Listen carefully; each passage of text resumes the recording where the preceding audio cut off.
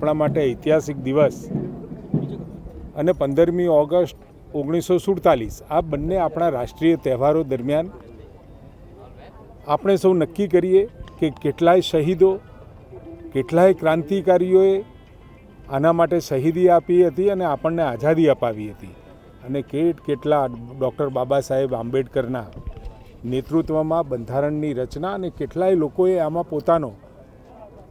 યોગદાન આપ્યું છે બંધારણમાં અને વિશ્વના બંધારણનો અભ્યાસ કર્યા પછી એક સંપૂર્ણ લિખિત બંધારણ આપણને મળ્યું છે.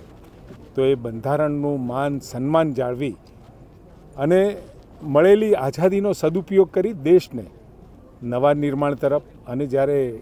આદરણીય નરેન્દ્રભાઈએ આહ્વાન કર્યું છે વિકાસશીલ નહીં પરંતુ વિકસિત દેશની શ્રેણીમાં 2047માં એટલે 100 વર્ષ પૂરા થાય એ વખત ગર્વથી આપણે માથું ઊંચું કરી અને કહી શકીએ કે વી આર ડેવલપ્ડ.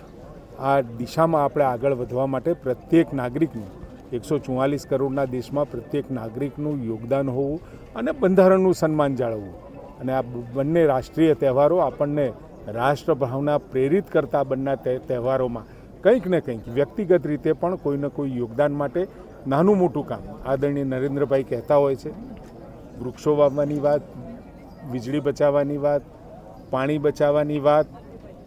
ઘણા બધા એવા વિષયો છે કે જે આપણા સામાન્ય નાગરિકો માટે ખૂબ અઘરું નથી. એવા વિષયો સાથે પણ આપણે દેશના વિકાસમાં યોગદાન આપી શકીએ છીએ. ત્યારે આ પ્રજાસત્તાક દિવસે તમામ ગુજરાત અને દેશના નાગરિકોને હું ખૂબ ખૂબ અભિનંદન પાઠવું છું અને આ બંધારણની મર્યાદા અને મર્યાદાની સાથે એની જાળવણીમાં આપ સૌ અને ચૂંટાયેલી સરકારો સાથે મળી ખૂબ સહયોગ કરી અને આવતા સમયમાં દેશને વિકસિત દેશ તરફ લઈ જઈએ.